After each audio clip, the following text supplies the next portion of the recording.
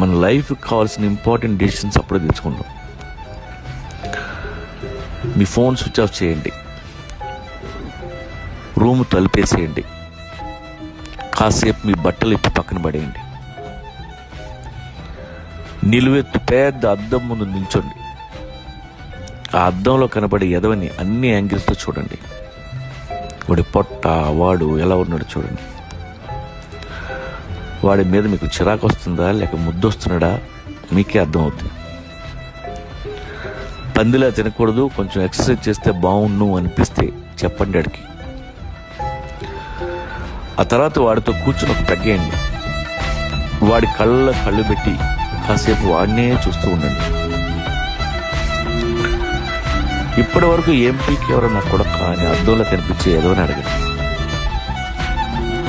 వాడు ఏం సమాధానం చెప్తారో జాగ్రత్తగా వినండి.